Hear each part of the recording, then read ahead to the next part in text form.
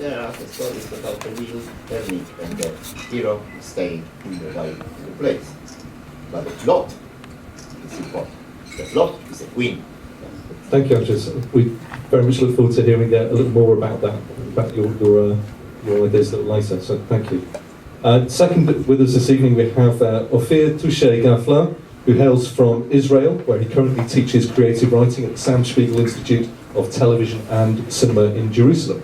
He published his first novel, The World of the End, in 2004, became an immediate international success, and went on to win the 2005 Gafla Award for Best Science Fiction Fantasy Novel, and then in 2006, the Kugel Award for Hebrew Literature. The World of the End is, I think at the moment, your only work currently available in English, unless that has changed right now. I speak first-hand experience here. It is a beguiling, dreamlike novel and one of the most compelling portraits of a possible afterlife since Dante, frankly. It's lyrical as well as unsettling, romantic as well as chilling, and extremely funny as well. Alongside the short stories, he frequently contributes to magazines and other collections. His recent work includes the novels The Cataract in the Mind's Eye, Behind the Fog, and The Day the Music Died. Ladies and gentlemen, Ofir Touché Gafla.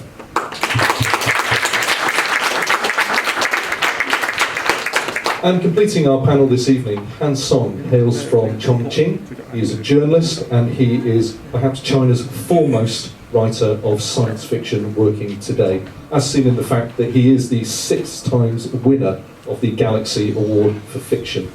Gravestone of the Universe, a short story collection, was published in 1998, and his subsequent works include the incredibly prescient novel 2066, Red Star Over America, published in the year 2000, which includes in its narrative a terror attack against the World Trade Center.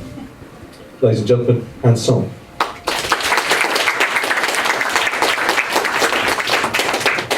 So gentlemen, what I'd like to do is ask you all a question to all of you first, and then ask you some individual questions about your work, then some questions together, and then of course we want to take lots of questions from everyone in the audience. I'm sure we've got a lot of fans out there this evening. So a question for you all to start off this evening. We can't get away from the fact that, particularly in the world of publishing, people get labels. Which labels or characterizations of your writing are you most and least comfortable with? So, who'd like to start? Touché? Well, actually, there is this thing about pigeonholing, in the publishing world. Whenever a book comes out, especially if it's your first work, then there is this tendency to put it into a certain, category. And what happens afterwards is that no matter what comes afterwards, you remain, almost locked in that category as far as the publishing world is concerned. And so back home, back in Israel, there aren't many like science fiction, fantasy, or fiction novels in the sense of something which is not about the here and now, And so when the book came out, we didn't really know what the reaction was going to be like. And so as far as the publishing world back home was concerned, it was kind of a novelty to them. It wasn't a novelty to me or to readers of fiction. And I keep saying that my genre is fiction, not science fiction or fantasy. Although when the book came out in the US, someone wrote something very nice. He said that it's a science fiction book for non-science fiction readers, which is, I think you understand what he meant by it. You like that? It was okay. It was okay. Because of course there are so many departments within science fiction and within fantasy, and but I say that I write fiction at its broadest sense. And so, by the way, when the second book came out, which is called The Cataract in the Mind's Eye, there's nothing science fiction / fantasy about it. So certain readers felt deceived. because they promised us, who promised you? Nobody promised you, So after the third book came out, they realized that, I do what I like, and not what the publishing world dictates. So yes. So you're a moving target. I am a moving target. By the way, in the 60s, I was beautiful and non-existent. Han Song, you are very much seen as perhaps the greatest current Chinese science fiction writer. How do you feel about that label of science fiction? Is it one that you embrace?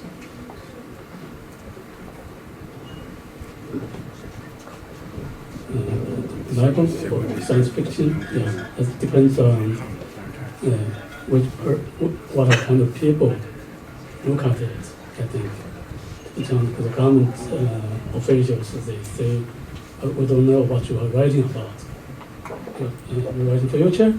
No, the future is, all the futures in China are designed by the government. We don't know what you are writing about.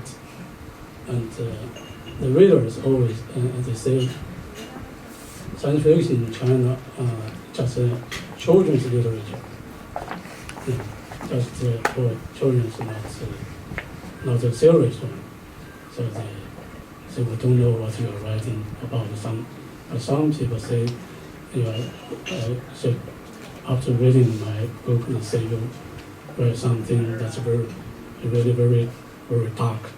Very horrible and dangerous. Yeah. Would you like to see yourself as a dangerous writer? For example, everything is dangerous. Everything. For example, when I completed a novel about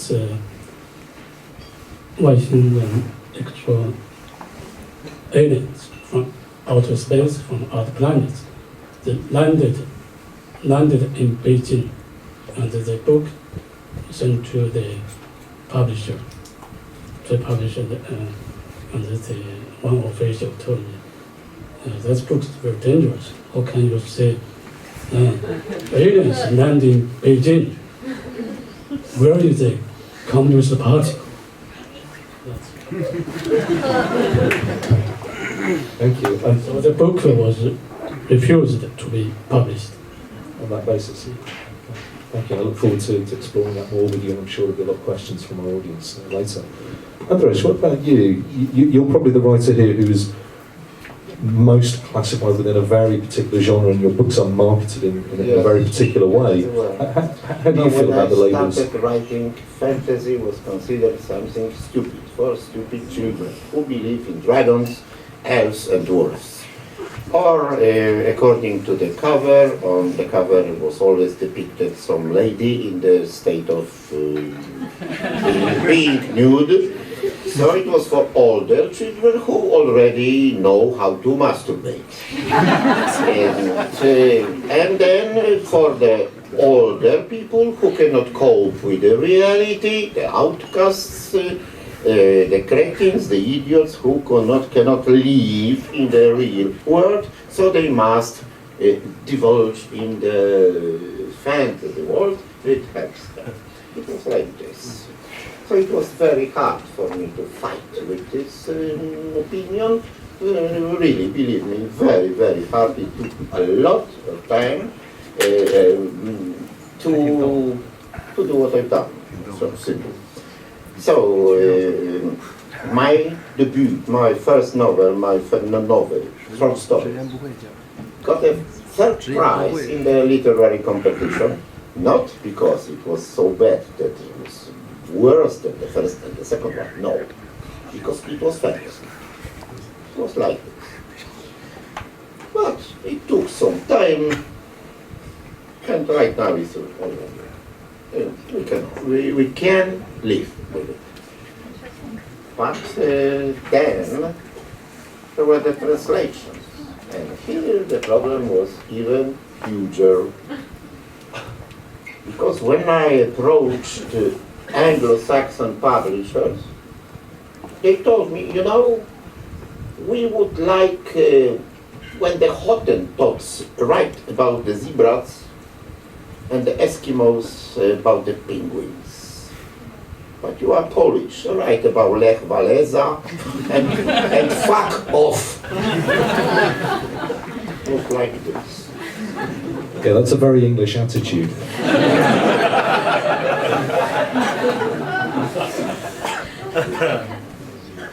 You talk about sense of fight there. Do you think that that fight is being won? Because I think so much of what's popular for readers around the world today, particularly in the last 20 years, are books that challenge traditional realism.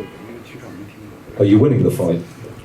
The drop destroys the rock. Be patient. Okay. Well, Andrzej, can I stick with you to ask you a couple of questions, particularly about your series based on the character of The Witcher. First of all, are you happy with that translation, The Witcher? Because I believe there's an alternative, The Hexer. Which do you prefer?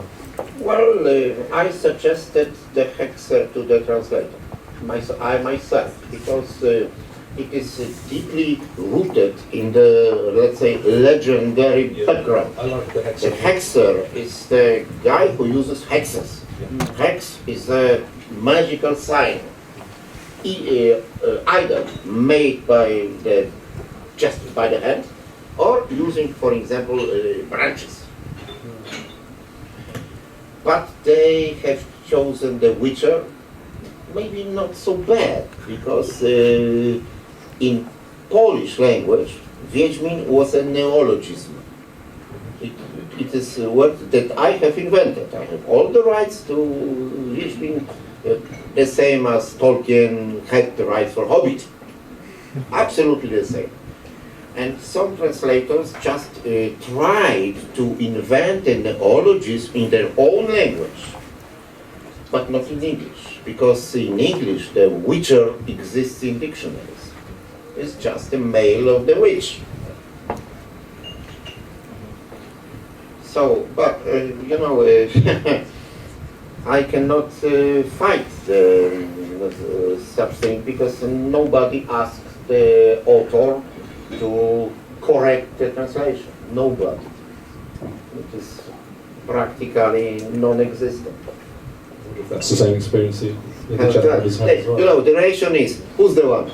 Nothing. Nobody. He's an author. But you've created a vast world now. I mean, it covers so many, not just the novels, but the stories as well. You filled out events before, events later. Have you reached the point of feeling that that world has got a life of its own now? To some extent, yes. To some extent, yes. It's already element of the culture. You cannot deny it. But still, there is only one original Witcher, mine. No adaptation can pretend to be something which is the next thing, the sequel, the prequel. Absolutely not. I do not agree with such a thing.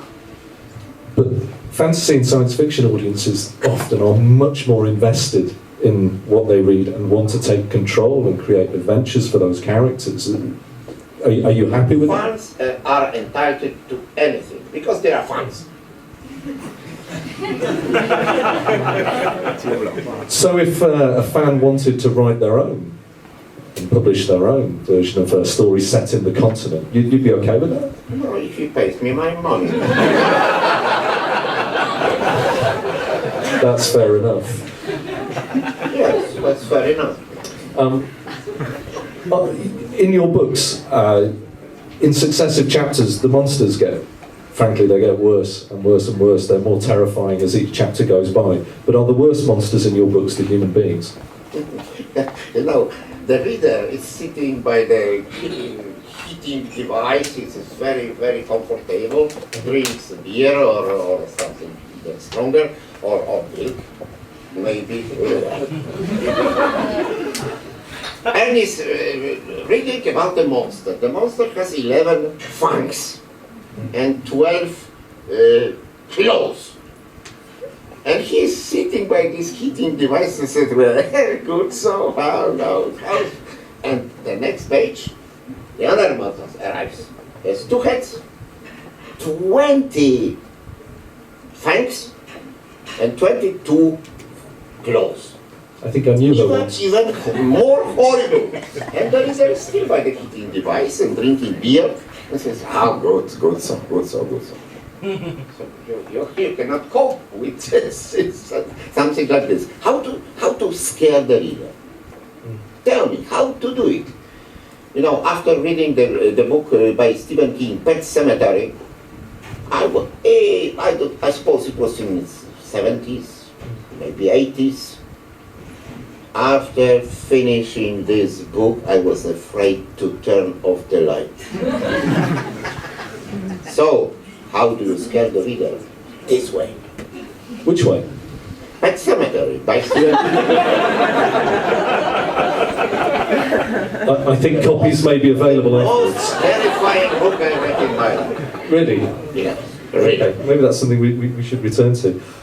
One thing that I'm very struck by in your books is that you don't seem to draw moral judgments about the characters. The books are incredibly violent in every possible way, but they seem to reserve judgment about the characters. It's just the world they live in.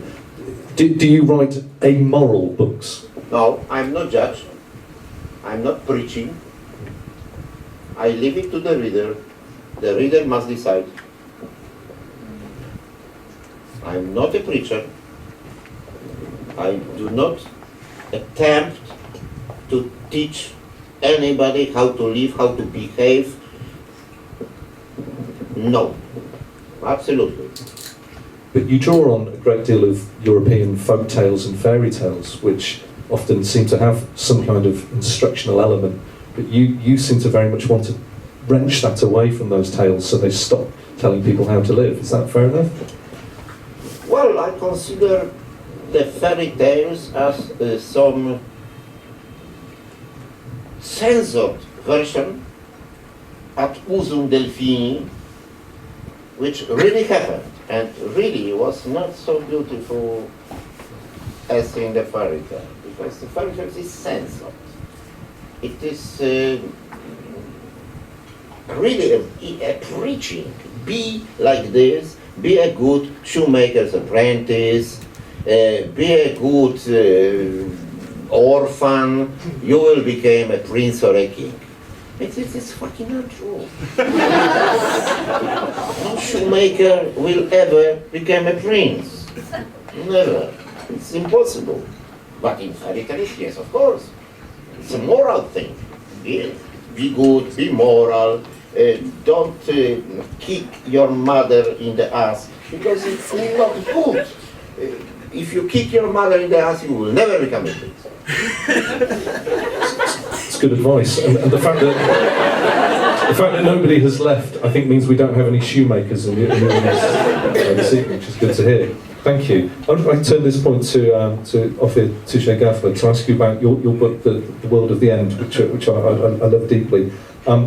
I know that the title in Hebrew, forgive me for my pronunciation, Olam Hasov. Perfect This is okay. pronunciation. Thank you. That plays with words and it draws on some phrasing in the book of Ecclesiastes. But one thing I wanted to ask you was Dante and the Divine Comedy ever in your mind at all when writing this book, which, for those of you who don't know it, and you should know it, involves a man who journeys to another life that comes after this in order to find the wife that he's been separated from? Well, I wasn't thinking about Dante, not consciously, but I guess, it was probably, somewhere at the back of my mind. It's very funny because usually when people read books, they think that they identify their sources, where they come from, just like this question, which is absolutely legitimate, But I think that in most cases, it's something totally different. And in the case of this book, let's put it this way, every book, in my case, starts with a question. And I think that every novel has a question at its root. And with this book, I was very interested in people's obsession with the concept of end. And this is why I decided that the book will start with the protagonist dying, just to get it out of the way. So this will be, exactly, so death won't be the end. What if death is just the beginning? And then I was thinking about all kinds of things in light of eternity. And my main question was, is humanity suited for eternity? You know, because like, for example, if two people get married, you know, so they say till death do us part, probably thinking that they're going to live together for 40 or 50 years tops. But what happens if you have 4,000 years to spend with the same person? So, you know, so this is why I say that they should change the term to till life do us part. Because this is mostly the case, you know, till death do us part is, I don't know, some drama queen came up with that. I mean, till death do us part is so melodramatic, you know, why death, you know, life, lovers, divorce, I don't know. Anyway, so I was thinking about that, and actually I myself had a certain obsession with endings, because some people know this story. When I was a kid, I used to go a lot to the movies, yeah, and whenever the movie ended and you saw the end, those two words, and the credits came up, I was the only pest who stayed at the theater. Everyone was leaving because I was waiting for the next scene after the end, because I knew subconsciously that it's a manipulation. What is an end? It's not really an end. You decided to call it an end at a certain point, like you see the man and the woman run toward the sunset. I was thinking, perhaps a minute after the credits, he strangles her, or I don't know what's happening. Again, like in real life. You must have been great fun to go to the cinema with. Oh yeah, you have no idea. But seriously, I believed that it was a conspiracy between three people, between the director, the projectionist, and the usher. Seriously, until the usher kicked me out of the theater. So, and then I had a very bizarre hobby. I used to go home and write the post-credits scene, just to get it out of the way. And this was my, you know, ending for the story. And is that the origin of this incredible job that your protagonist, Ben Mendelsohn, has in the novel, where he is a writer? And for those of you who don't know, I should explain that's writer, R-I-G-H-T-E-R in English. His job is an epilogist. He helps people fashion endings for their stories, which I thought was an incredible idea. Yeah, I mean, you hear from so many writers and scriptwriters and playwrights that they can't find an ending for the story. And this guy is pretty lazy, so all he does, he never writes like complete works, he just writes endings for people. By the way, this is the only word that I don't like in the novel, in English. Writer, because you know, naturally some words get lost in translation, and the original word in Hebrew is perfect, because there is end, which is sof, and writer, which is sofer. So in Hebrew it's like sof hyphen r, which is, everybody really knows what you're talking about, you know. And people really, some people really believe that there is such. I mean, people ask me, you know, is there such a thing? So I say only in Europe, and that's it. Fantastic. Well, I'd like to ask you about a particular line in the book. You have a character, an afterlife detective, who helps people who've entered this afterlife track down loved ones, and he's called the Mad Hop, but I won't say why, because I think that's something people should discover in the book. And I believe he comes from Manchester, which is my hometown, so I was very, very pleased about that. Now he has this great line which goes, "Reality keeps barging in on me, laughing in my face, and I don't have a revolver to silence it with." And first of all, I want that on a t-shirt. I'll be very honest about that. Be my guess. But secondly, is writing, is that your revolver for silencing reality? Wow, this is one hell of a question. In a way, yes, because you know, there is this beautiful expression that says that the difference between fiction and reality is that fiction makes sense. So, in a sense, this is what I do. I put some order if only for the duration of 400 pages, you know. And I think that in a way, art, any kind of narrative art, is a safe haven for people, because this is where they go to find certain solutions, you know. It's funny because sometimes people use the word escapism, but I think it's the other way around. I think that watching the news obsessively, this is escapism, because they say, oh, I'm so, you know, I can't do anything about this. Exactly. But actually, I think that art brings you so much closer to yourself as the writer and as a reader.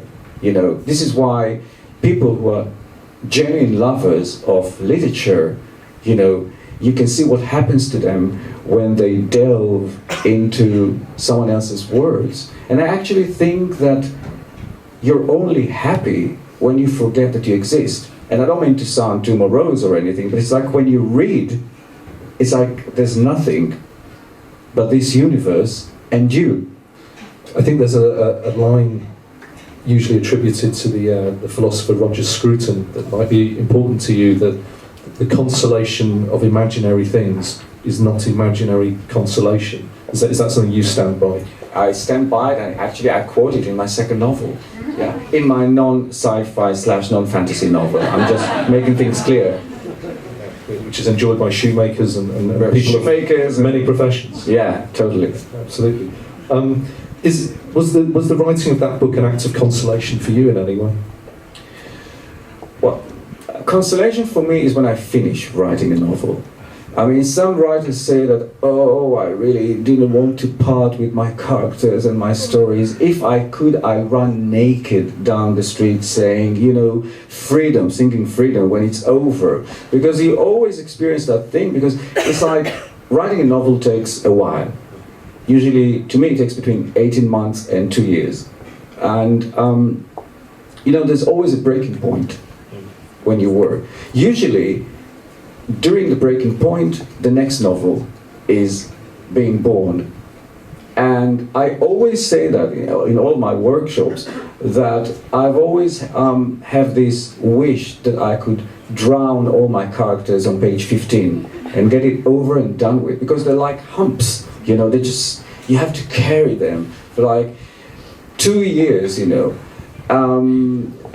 But I enjoy writing very much, despite everything I just said. I enjoy it very much. Like some people enjoy going to certain dungeons, then I enjoy writing. It's much cheaper and safer. So yeah. And doesn't justification of writing. Exactly, and doesn't involve leather, so you know. Not necessarily. Yeah. Okay, thank you. Thank you very much. Well, I turn to Han Song at this point. Han Song, it would be great if more of your work was available to English audiences, and I hope that that will be the case very soon.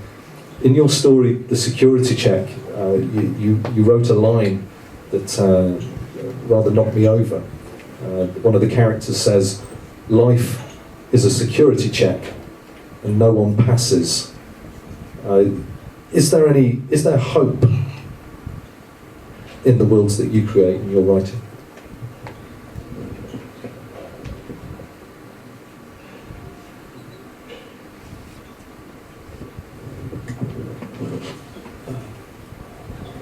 I think this story is published in the American magazine,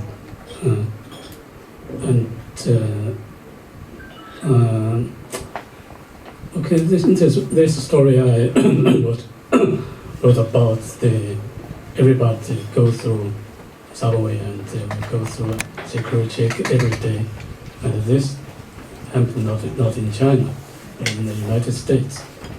The hope is that, of course, this story has a hope in the future, because the character, the people, when they come back from the United States to China, they find hope here in China, because in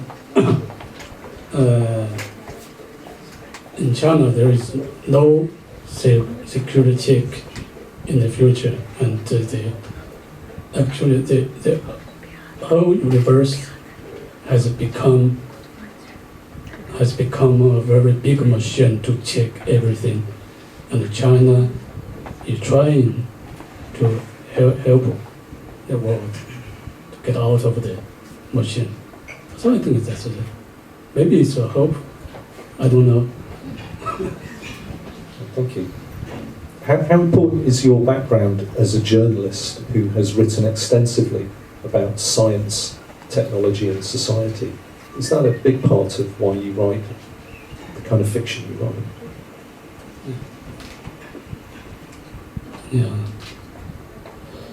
Yeah, of course. I've interviewed a lot of scientists and technicians, and I get a lot of knowledge about the frontier of modern science and technologies. So I put all this in my writing, in my novels. That's I think it's quite a lot of influence, and also can contact. As a journalist, I can contact a lot of different people. Daily life. In China, I think write science fiction is very simple, because people say China is more than science fiction. You just can record everything, not to imagine, just write just like a journalist, write everything down. Yeah, just like write a diary. That is science fiction. To come back to a point that Ofir raised, do you think science fiction is just escapism? One thing I've noticed in reading your stories is that characters are usually trying to escape, but when they do, they usually escape into something worse.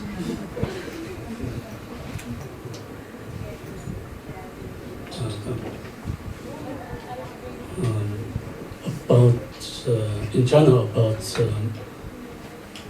20 people are actively writing science fiction, 20 to 30. I think half of them just want to make science fiction a way to escape from the reality, or take it as a weapon against the reality. They detract themselves from the reality. And other people just take it as enjoyment.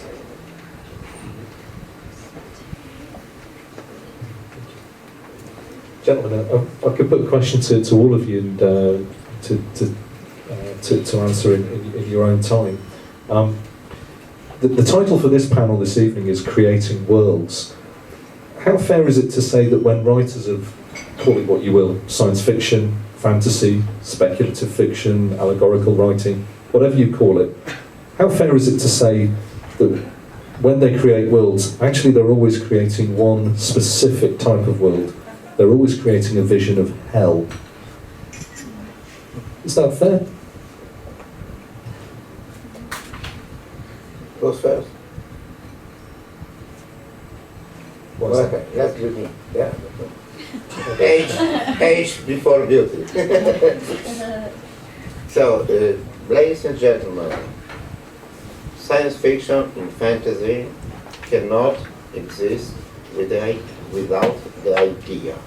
It's a typical literature based on idea, and how an idea which always is connected with progress can be named escapism. It is contradictio in adjecto.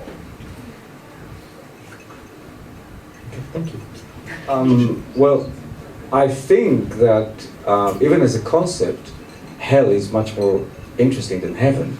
But no, seriously, I mean, even if you think about like stories, More friends. much more company, yeah. The bars are better. Exactly. And well, heaven could be incredibly boring. Seriously. Not that I'm like pro hell or anti heaven, but like between the two, as far as literature is concerned, I mean, you know, what could be interesting? I mean, has anyone ever read a novel where everything is good and positive, and there's nothing, no problems, no, you know, no conflict, no nothing, you know? So it's like, now usually some writers indulge in hellish ideas. There are certain writers who really enjoy putting their characters through hell. But the reader must understand that it works both ways. The characters also put the writer through hell. It's serious, yeah. Because when you read a novel, you read just the one version of the novel, the final version. But you go through, you know, so many, apropos Dante, so many circles of hell till you reach the final version. And this is not a metaphor, this is the real deal. This is your experience. This is my experience. But again, in retrospect, you know this thing that when people go through very difficult, like trials and tribulations, and then like 5 or 10 years later, they say, oh, it was an interesting experience, you know. So hell, in retrospect, is an interesting experience. But seriously, I think that sometimes you make things so much worse in literature in order to warn the reader of something that might happen in the future. All the dystopian, you know, books, they deal with that. You know, I think this is their foundation, their philosophical foundation. And I also think that they also show you, A, they warn you, and B, they show you that your reality could be so much worse, you know. Seriously, I mean, think about when 1984 came out, you know, and the things that were depicted there. You know, no one really thinks about it as science fiction, all fantasy. No one refers to this novel in these terms, because even though this is such a hellish universe that he created, people can really recognize, you know, the roots. They recognize what does it mean when you say room 101, you know. There is such a concept, it's just not called Ministry of... yeah, exactly. Double plus good, you know. So it's wonderful, I think. So in a way, you know, the hells that are, and hell as in plural, that are portrayed in literature are, I think, magnificent hells. Magnificent Hells, that's a good Yeah. phrase. Oh, it's a good title, all right. Yeah, The book write that one down. Kingsley Amis, Oh, yeah. Kingsley Yeah. Amis, right. Yes, about hell. about hells, yeah. Oh, yeah.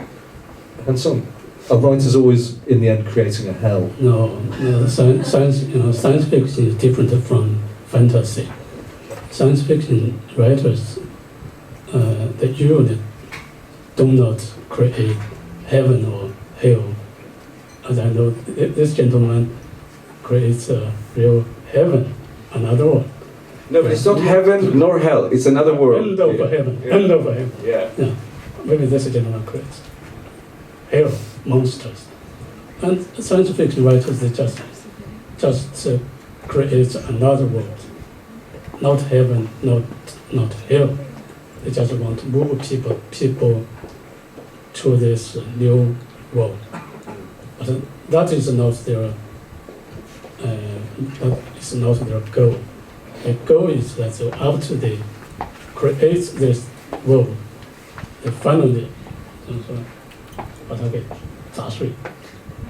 crash it. Yeah, After they created this world, they want to crash it. crash it. Yeah, they will ruin it. Why? To destroy it. No heaven, no hell. What is there after heaven and hell? Empty. Okay. That, But creating worlds like that, creating any kind of fictional world, and not just a story, but an entire world, which all three of you do in your work, it sounds like you have the greatest level of freedom. You create everything from the physical geography to the laws, whether they're the legal laws or the natural laws. You create everything. Is it that simple? Does it feel like you have a lot of freedom, or does it feel like the opposite? Yeah, it feels like a lot of freedom, of course, because no one can interfere with your creation, except for the editors, but they can always poison them. There's a trail of dead editors that, yeah.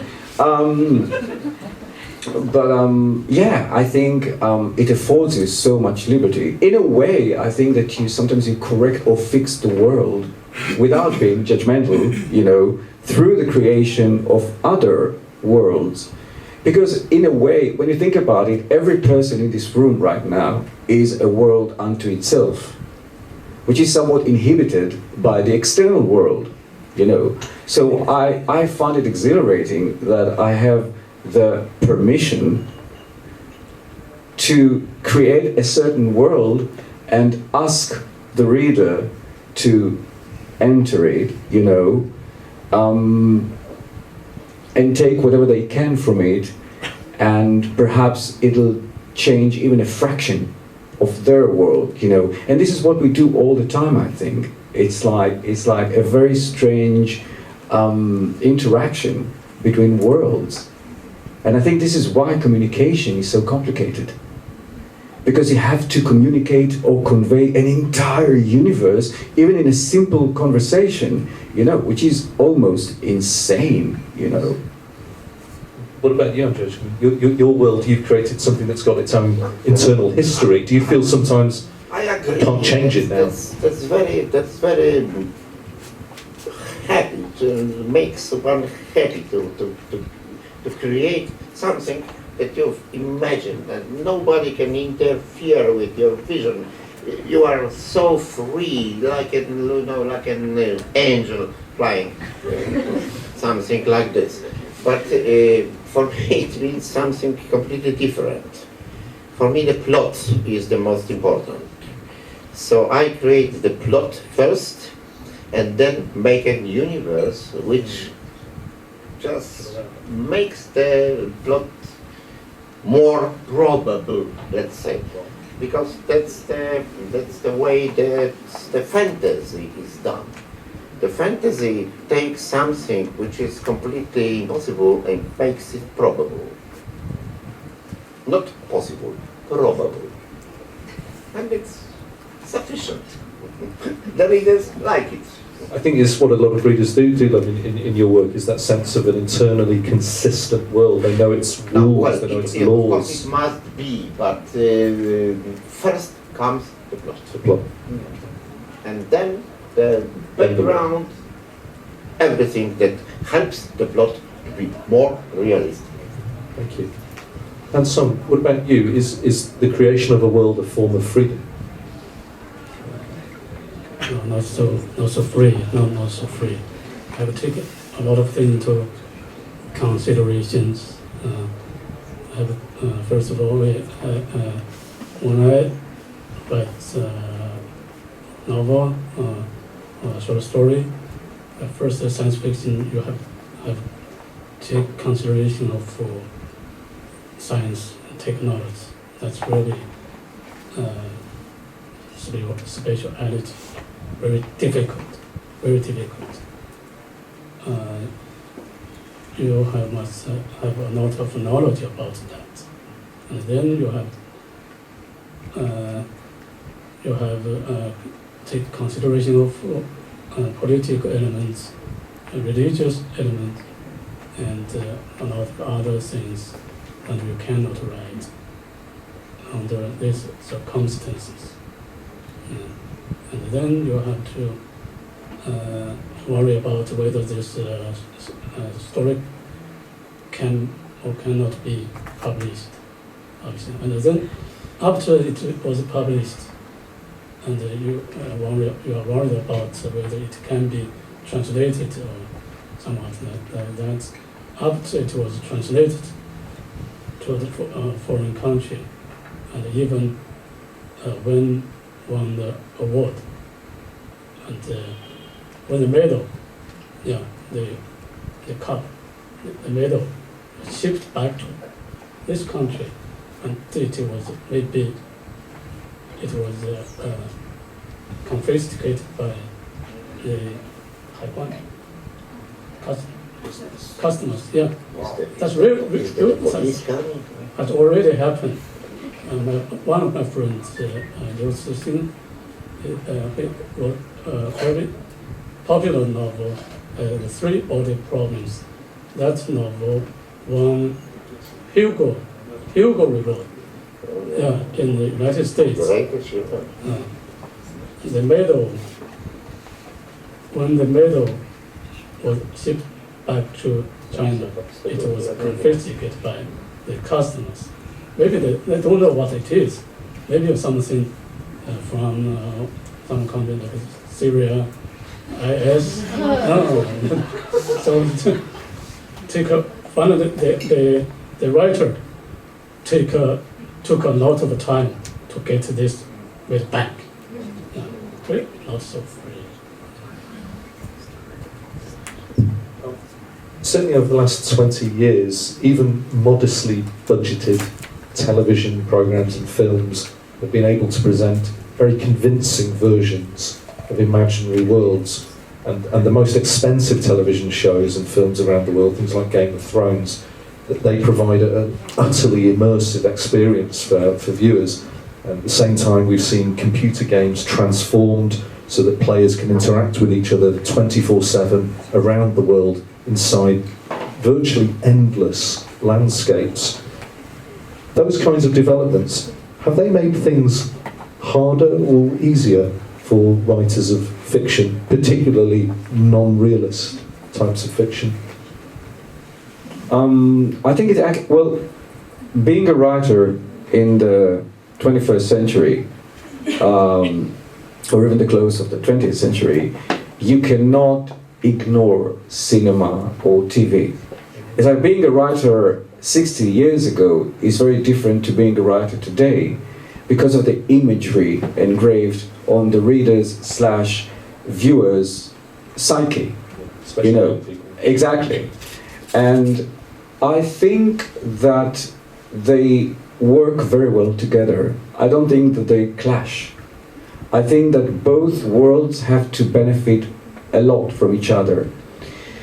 I, for one, think that the advantage of literature over TV or cinema is the fact that it's completely intimate. It uses your individual imagination. Like, for example, if you take a book, let's take, for example, Harry Potter. Before, this, I don't know if you've heard of him, there is a certain kid.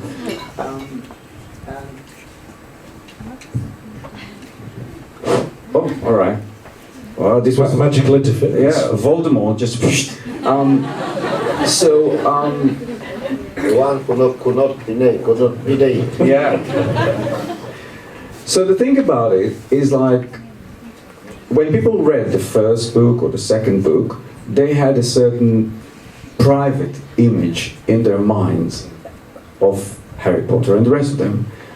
But my question is, how many people, when they read the third and fourth and so on books in the series, saw Daniel Radcliffe in their mind's eye when they read the book rather than Harry Potter? And I think that in a way it's extremely limiting or limitating, and I really relish the fact that whenever two people read the same text, they see different things, but when they see a film, I guess they see more or less the same thing. And it has a lot to do with the intimacy of reading, because you can watch films with other people, you can listen to music with other people. Not that there's anything bad about it, it's saying. But when you read, usually. All right, I have to make an announcement. I'm with Slytherin, all right, just to get it out of the way. I think I'm not going to make it tonight, you know. Which is going to be perfect for my sales, so, you know. So anyway,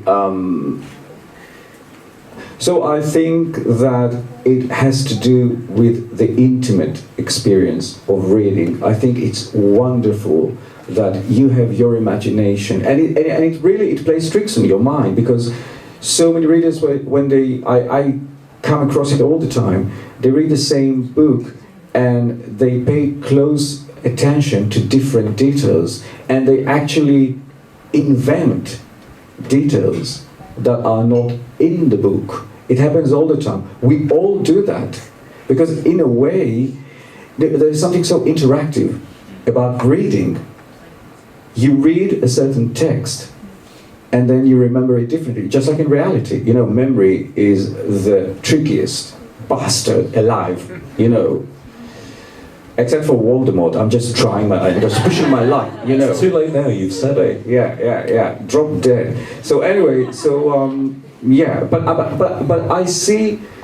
I always believe that, I always tell people who write that I think that writing something which is visual will help them very much craft a certain world, and will help the readers see it, you know. So imagery is very important to me.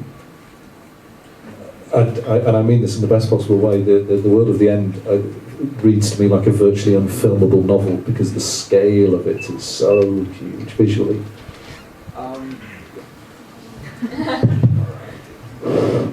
Okay. Yeah, I don't know. Perhaps it is. Perhaps it's funny, because there have been so many approaches to us. You know, like over 40. Wow. Yeah, to make a film out of it, and it is quite a complicated feat. I believe that eventually it will be done. I think the best thing about it is that you don't get involved. You know, because some readers or some writers are very frustrated when their books are adapted into films, because this is not their vision. And I say, my vision is in the book. So whatever you do with it afterwards, even if you just... I think that every writer's wet dream is that Hollywood will get the book and will never be able to do anything with it, which happens quite a lot. I can tell you there is a marvelous story, a marvelous book, but it's not like science fiction. You probably read it or heard about it, The Secret History by Donna Tartt. It's a fabulous book. It's never been filmed. But you know, when you read it, you can imagine it being filmed. It's amazing it hasn't been. Exactly. And they paid her a fortune, and haven't been able to shoot one scene ever. I don't know why, courtesy of Gryffindor, I'm just up. Anyway, so yeah, so this is every writer's wet dream. Okay. Interesting thought. Hands-on, the capacity of film and television to create incredible imagery now, is that a help for writers like yourself, or is it an obstruction?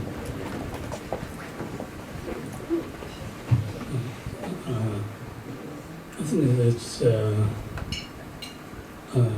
the greatest science fiction or greatest literature cannot be adapted into films. It can only exist in its own world. Yeah. It's very difficult to adapt in film. Just like the end of Heaven, I've been reading it. It's a very great one, and it's quite difficult for Hollywood to adapt it to a film. And but on the other hand, I think most of the literature, books, and everything can be adapted into film, or even games, or even virtual reality. That will happen in the near future. yeah, how can you know people sitting here are not characters of a film? We don't know. Andrzej, I come to you very deliberately finally on this question because it's something that you have very direct experience of. There's been film and television adaptation in Poland To some extent. to some extent, and I believe there is a film currently in production, is that right, or some stage of development, and of course there is a very popular computer game based on your work as well. So your experience of this, has it helped you or has it hindered you? You know, when Tolkien was translated into Polish, it was in early 60s. I was maybe 25 years old then. Immediately, some fan groups were created. All of them crying and regretting that it cannot be filmed. It cannot be filmed. It is fantasy, it is dragons, it is orcs, it is the Lord of the Rings, and you name it. It cannot be filmed. It took some time, and it was filmed. And for me, the Aragorn will always have the face of Viggo Mortensen. Absolutely.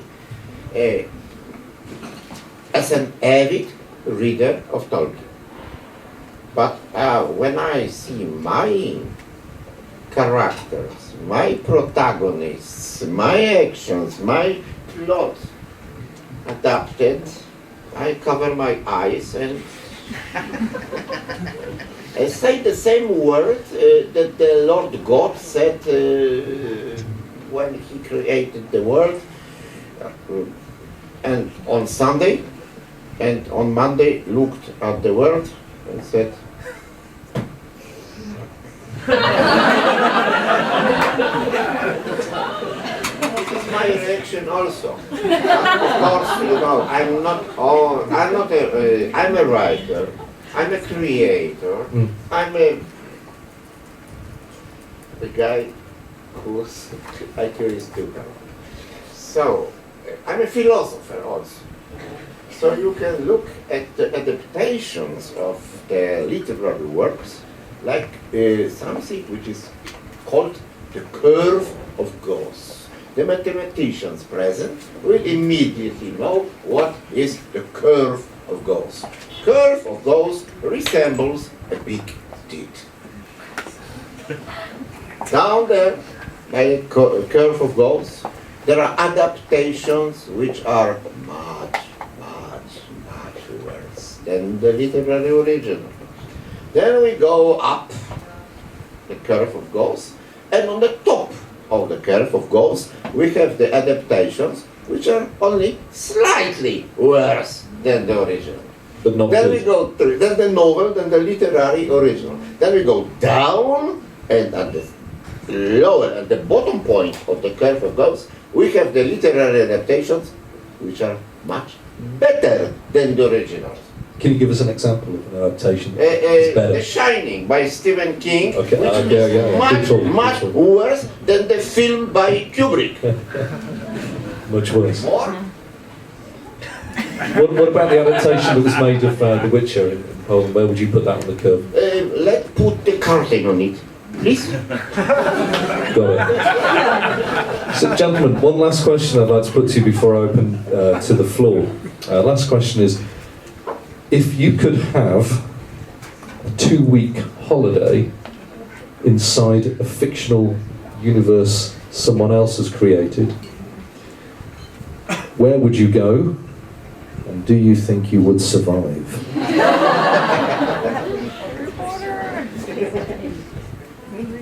Who's first? Age before beauty. Touché, what do you think? Well, it's a tricky question because you think about all the most terrible worlds you've ever read about. But there's actually a beautiful novel. I don't know how many people know about it. It's a gorgeous novel by a British novelist called Rupert Thompson, and it's called Divided Kingdom. And what he did, he took the UK and he just divided it into 4 parts based on the 4 humors. Like, there are certain people who are melancholy. So this is exactly choleric, yeah. So, and what's happened? It's a nightmare of a book, but it's written so beautifully. And it's what happens is that families are just torn apart because they come to you with detectors and they say, all right, you belong to that humor, you belong to that humor. And, this is how they used to do medicine, like in the Middle Ages, divide, humanity into the 4 humors. And so the entire country is divided into 4 humors, and it's such an engrossing tale. And when you read it like 5 pages into the book, you believe this is the real world. And imagine like if they took like people who are very hot-minded and they put them all together, and people who are very melancholy and put them all together. So this is what they actually do. There's schools. It's happened in the UK. It's called Liverpool. Liverpool, yeah. Go. So I will go to Liverpool. So which are you? Is my obvious question. Are you a melancholic? Are you choleric? Are you sanguine? Sanguine, yeah. I don't know. I mean, it depends on the day. It's like we're all. But it's beautiful because the things that he shows there is like how easily we do that. How easily we divide people. We don't give people the credit of being multifaceted, complex. Or more complex. Right. You meet someone and you make a first impression, and even if it changes, something of it still stays with you, and it's very easy. You just meet. Sometimes you just don't like people without even knowing why, And again, the opposite also happens. You like people like that. So I think I'll go there I'll do that because of 2 things. A, because you asked me to do that, and you're a lovely moderator. And B, because I know that it's only for 2 weeks. Only 2 weeks, then you can come home. Yeah. Thank you, that's a great answer. And Song, where would you go for your 2-week vacation in a fictional universe? Of course, go into End of Heaven. Of course, it's very fascinating and fantastic. No one is going to take your medals there, I promise you. You are a guest of honor. And I'll try 2 weeks stay here. Most of the people are dead. And some people are just half dead. Oh, it's true. Yeah. So maybe there are. If I have 2 weeks here, maybe I can create some third kind or 4th kind people there, and make lot of new laws and make the love company. Sounds like there could be a sequel. I imagine him just coming back and saying, "Oh my God, he was so fucking wrong," Thank you. That's a great answer.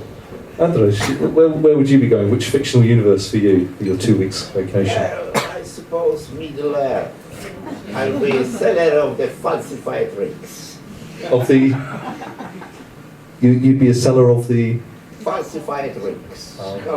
Falsified rings. Well, it was a joke. Solaris by Stanisław Lem. But I really would like to meet some people that I have no chance to meet anymore. Amazing. Well, Jonathan, thank you very much. At this point, I'd like to open the floor to questions from our audience. So if anyone has a question, a lady there with very quick, you've obviously been thinking carefully. So we'll give you... Hi, what's your question, please? Yeah, thank you very much. First, I would like to say I'm a very big fan of Mr. Hansel. Thank you very much for coming here. And my question is basically for all the panelists. is to say, would you like to give us like one sentence or maybe one word to describe, to differentiate your work compared with other science fiction writers, other fantasy writers, or other non-science fiction writers? Thanks. A single word. A single word to differentiate yourself against other writers who are working in your field. That's a great question. Would you like this job? Divinity. No, I'm joking.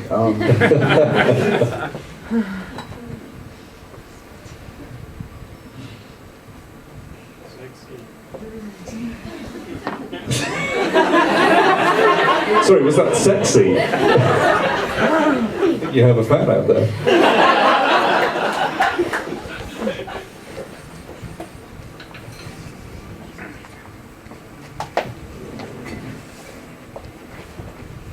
If one word is just too difficult, maybe one sentence, a short sentence.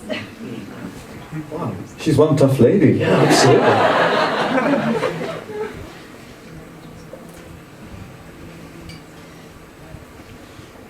All right. Okay. But give me credit for being the first. Yeah. Like I feel like I'm on test now. All right. Usually I say that I think that every writer has a recurring theme, all themes in their works. And I once read this beautiful sentence by Marcel Proust. And to me, this is exactly what I'm doing in all of my books. I speak about the, and this is one sentence, the ungraspable gap between memory and nothingness. The fact that, I don't want again to depress you all, but the fact that, we're all here right now, and like in 60, 70, 80 years, none of us are here. And it's like, how can you even grasp, the vanishing act that is death? Like you're here, and then it's like, you're gone. So to me, it has a lot to do with, I know that I talk a lot about memory in my books, because memory is everything. We are our memory. We are like, I always imagine us like huge machines of memory, and the present. And this is why it is so tragic when your memory starts to fail you. So in a way, I think that what we do with our memories is try to bridge that ungraspable gap between memory and nothingness. Thank you. Wow, that's a really impressive answer. Thank you, Touché. Thank you. Andrzej, for you, is there a word or a sentence? Just a supplement. Imagine. Only one word. Imagine. Thank you. Thank you. Andrzej, is there a word or a sentence that sums up you as a writer? Weird. Right choice of word. Yeah. I think, wouldn't you like that as a writer for people to say that? Weird. Weird is great. Weird is great. Weird is great. I mean, I was 2 years ago. When I was 2 years ago, I stayed for 4 months. I taught a semester at the University of Texas in Austin. I don't know how many of you have been there, but this is the slogan: "Keep Austin weird." And seriously, Right. It is weird enough. It is weird enough. Do we have anyone from Texas in the audience this evening? No? Okay. No Texans, no shoemakers. I think Peter has a very clear policy statement when you come into the Bookworm. Okay. Madam, Shit kickers. thank you very much. What a fantastic question. I think that deserves a round of applause just for being a brilliant question. Thank you. More questions. Over here is a young gentleman at the back, lady up here. He is indeed a gentleman. Hi, good evening. What's your question, please?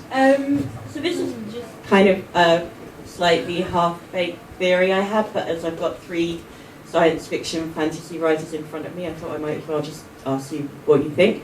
I've been wondering about I think you were saying at the beginning about, maybe 30 years ago or 20 years ago, fantasy certainly was something very, very niche and very much aimed maybe not at an audience older than, say, young adults, and it's exploded so much.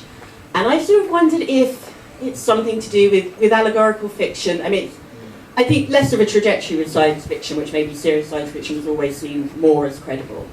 But that we've lived in a world, maybe over the last 30, 40, 50 years, where people's ability to affect their reality is reducing. So the kind of structures that have existed in society that allowed through much of the 20th century, this is specifically in a Western context, probably doesn't apply to a Chinese audience, but the structures that allow people to have more agency and control over their societies, over their lives, over political lives and economic lives and the societies they live in has really, I think, reduced. And whether that in part explains the huge rise of allegorical fiction, because it's easier for people to maybe process dealing with their realities at a remove if the agency that they have over their life, the less control people have over their societies, the more they might want to deal with it in a more allegorical fashion. I don't know if the question makes sense. So gentlemen, by the way, I think it sounds like you have a book there. But the decline of agency is balanced by an increase in fantastical, non-realistic and allegorical fiction. How do you respond to that idea? Well, first of all, it's an amazing question. I think that it requires subtitles, seriously. Perhaps. I have to think about it, but I think that nowadays, I think that people are more accepting of fables and such stories, because it's funny, because in a way this is something very traditional, and it's as if it has done a U-turn. It has made a U-turn, because like if you go to all the mythologies, they're all fables. Everything is like they're trying to tell you something, either teach you something or exactly. And I think that people respond very well to stories nowadays. Also, because there's something very addictive about it.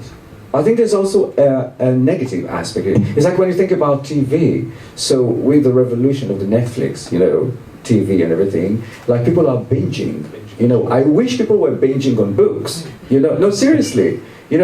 But in a way, there's something very liberating about it, and I think that in a way it affords them the illusion of freedom, if you catch my drift. Thank you. Han-Song, how do you respond to the question as I did?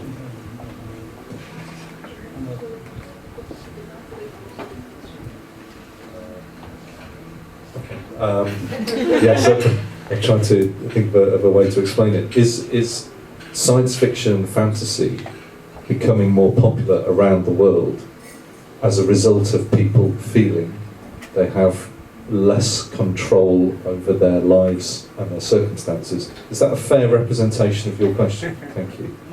Okay. Maybe while Julie, while you have think about that with Han-Song, Andrzej, we'll come to you on that. What do you think of the questioner's idea? I suppose the question merits more than an answer, because it assumes that we writers try to pleasure the reader with our writing, which is true, which is absolutely true.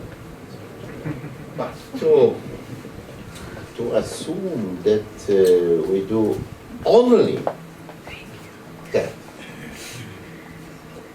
it's wrong. It is absolutely wrong.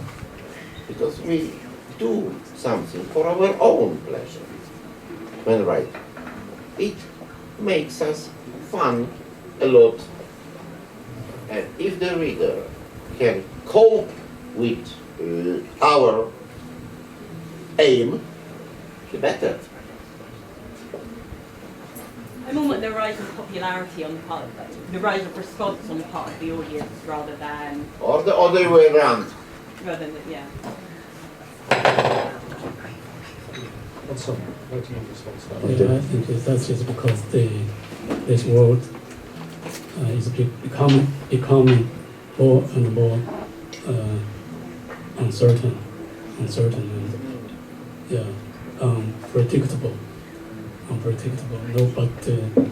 Nobody predicted the Twin Tower in New York destroyed by terrorists. You predicted it. Yeah, I mean that seriously. Your fiction saw that. except me. And nobody predicted the financial crisis, and nobody know the IS so ran, and the refugees like tide across the Europe, and we don't know what will happen tomorrow. We don't know what will happen next minutes. Even scientists, science fiction writers don't know what will happen next year. So this is why science fiction and fantasy and movies like that become more popular. People want to find the answer in imaginary world, not a reality. As they face greater uncertainty, a sense of uncertainty. Thank you. Thank you, and thank you for a fantastic question. That's great. It's a gentleman at the back there. He's got the microphone. I'd like to thank you all for a very entertaining 90 minutes or so, firstly. And also for representing the overarching genre from your own approaches and showing how different it can be. I was very lucky yesterday to speak to Touché and listen for such a long time. And the questions I have hands-on could be dangerous and perhaps could lead us into another few hours.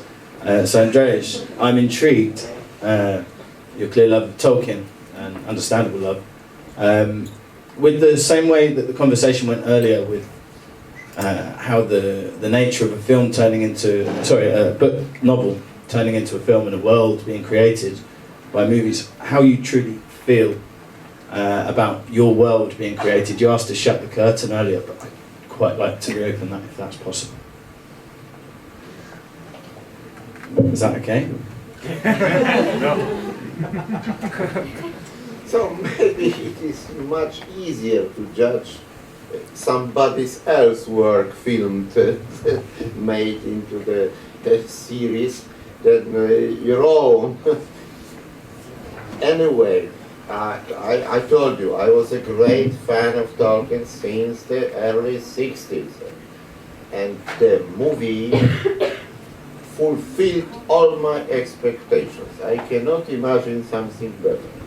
The same, to some extent, was, for example, with George R.R. Martin and the Game of Thrones,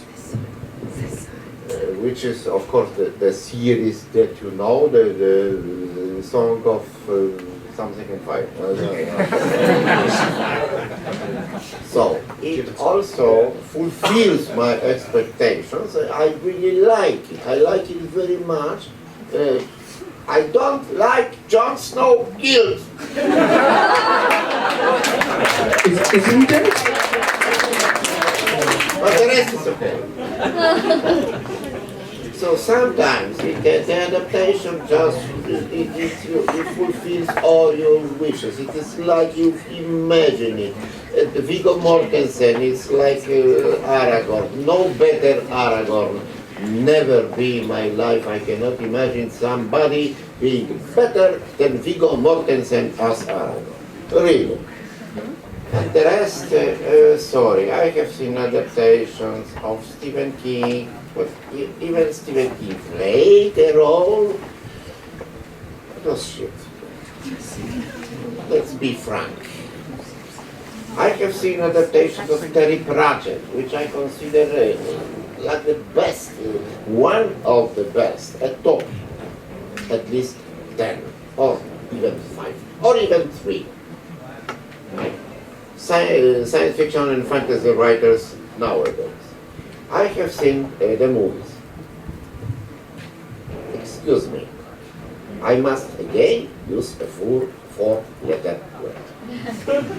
I have seen the adaptation of Ursula Le Guin, which is the canon of fantasy.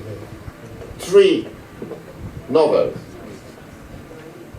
Tolkien, second, Ursula Le Guin. And the adaptation, please. I really don't want to say such bad words. We don't want you to say them either. Believe me, I like it.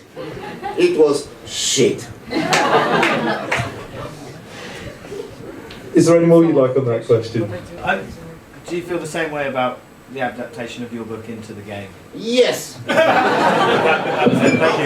Does that mean you're not very good at playing it? I was too eager. I thought about the movie. The game is perfect. The game is perfect. Very well done. Thank you. I have nothing to do with the game. I don't know nothing about the games. I will never play the games.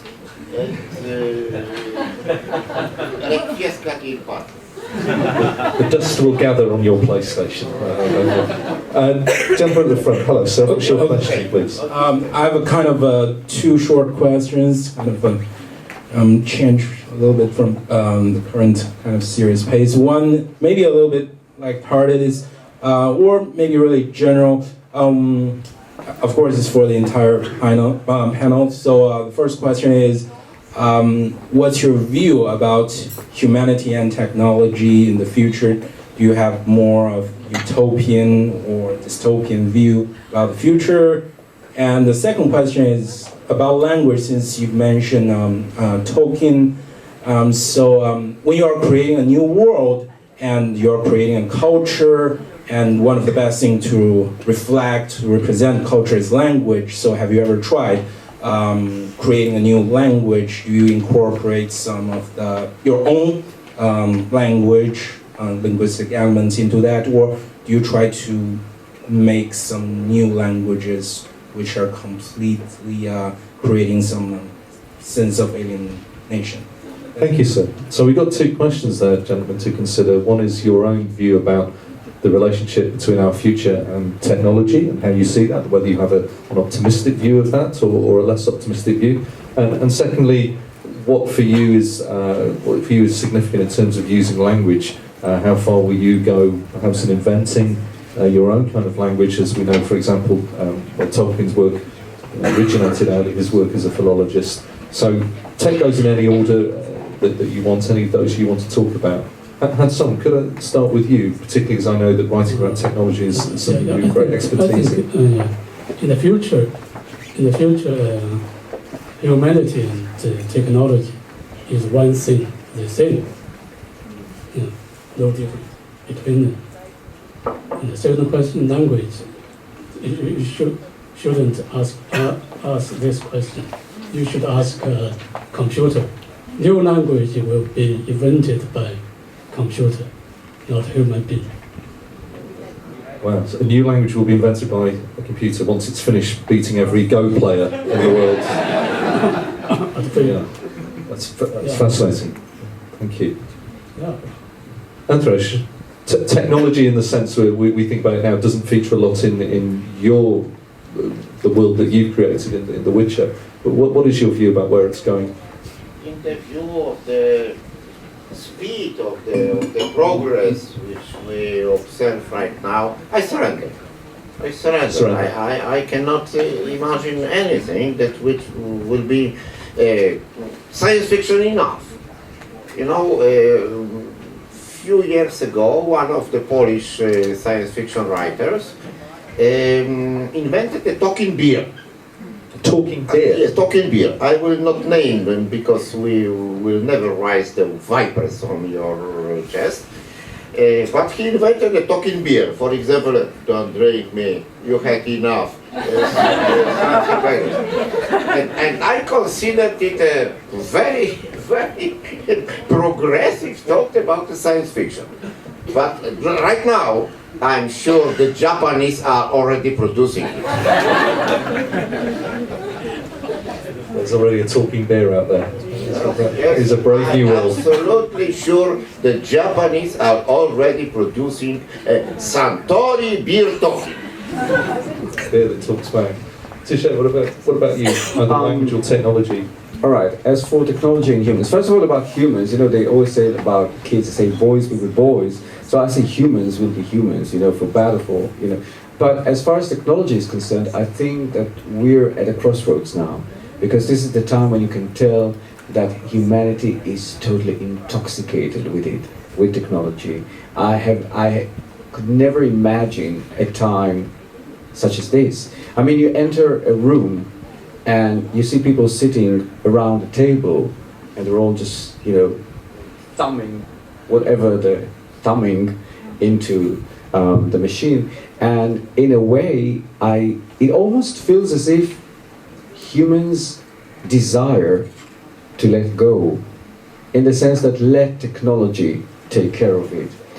And this is why I tend to agree with you, in the sense that it's almost we let this be our God, dictate whatever. Because we really, I think we have reached a certain level where we don't need anything more, We reached a very comfortable level with technology, But people are still looking for the next iPhone, for the next. It's like they I think, this is just my opinion, they convince themselves that to a certain extent, it is an upgrade of their, life, and it is an extension of them as human beings.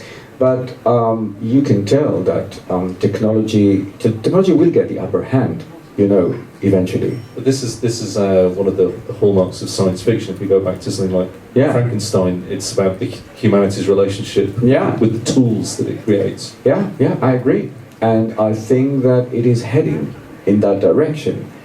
And as for language, I think that every writer is interested in inventing a new language.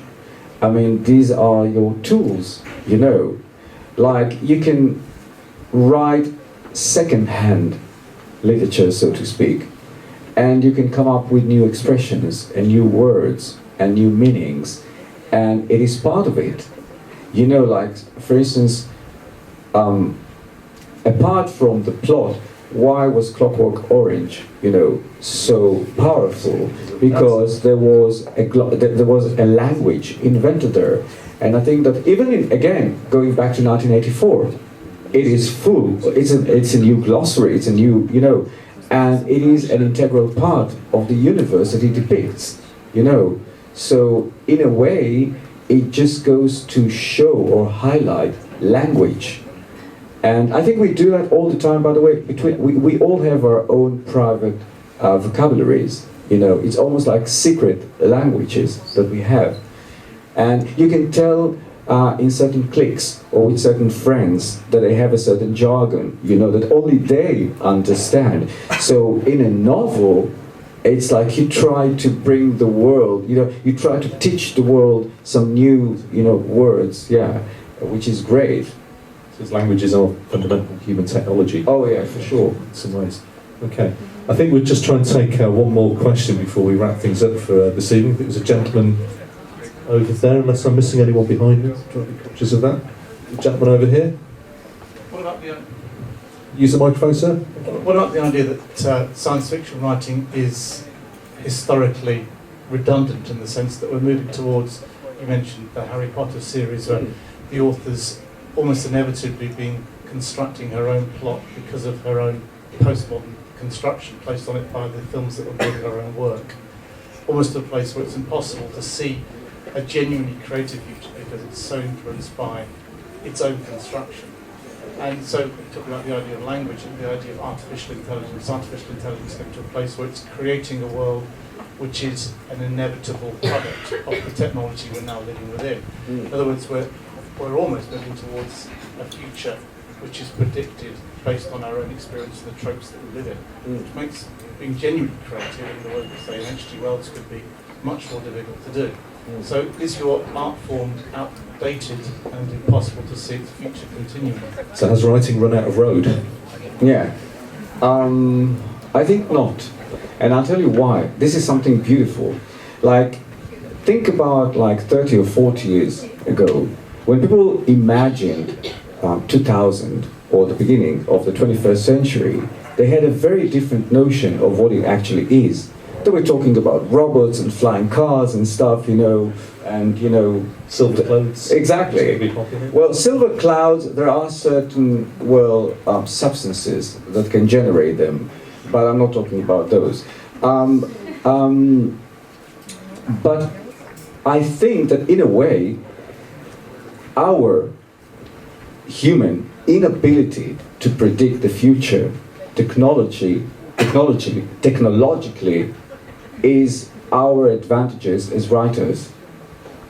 Because we, even not as writers, just as human beings, we think that something is going to happen and then something so different happens. Nobody spoke about like internet or email or Twitter, God forbid, or whatever, like years ago. So the notion of the future is always in contrast, in a way, with the real future.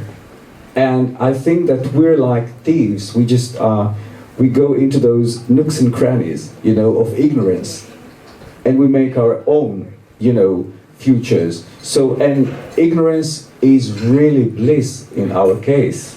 So, Thank you.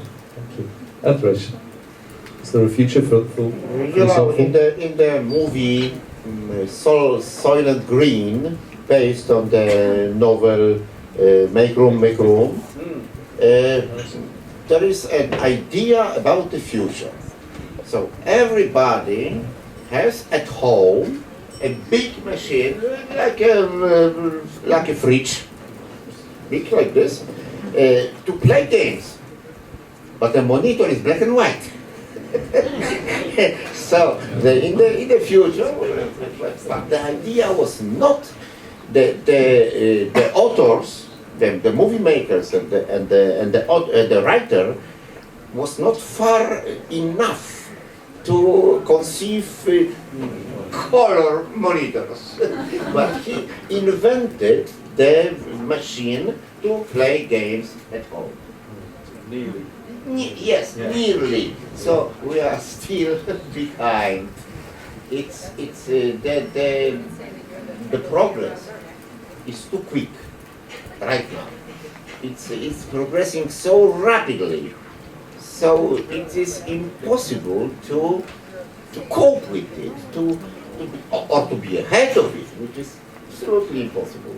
So, but still, what remains with us, it is our way to do it, how we write it, how. The idea is important.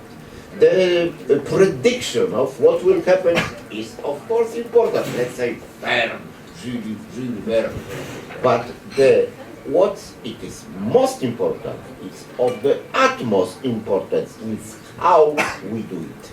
So it's a way of saying that the real science of science fiction is social science in many ways, about how we will react to what happens, not what will. Hanson, can I give the last word on this subject to you, please? I read a report that the designer of the AlphaGo, he told a reporter that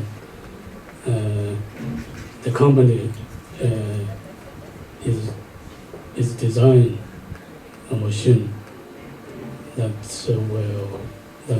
will be able to write novel in 10 years. Yeah. And so maybe that is the first stage. Yeah. But I think in the long run it will the machine will wipe out the writers. Machine will wipe out writers or humanity. I think we need to be. The computer will have humanity themselves, and the difference is that I think that the computers will smarter than human in writing literature novels, but I think the human being will be wiser than computer. Computer cannot fail, and people have the soul, have the spirit, feeling, love. Yeah, they can feel all this, but the computer they can write a very good novel, but they cannot feel what they write. Maybe. For sure. I think that should be the last word on this.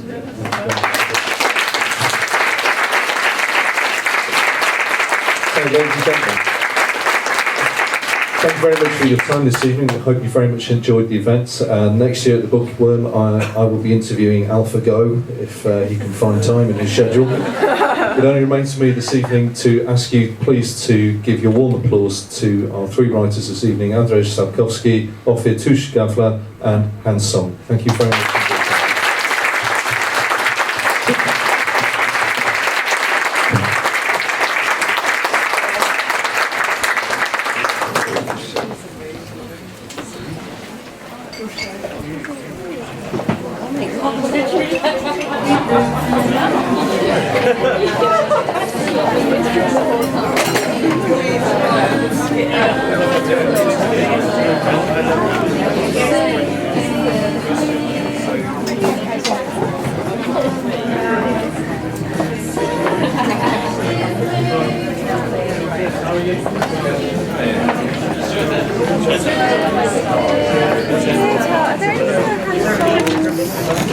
Are there any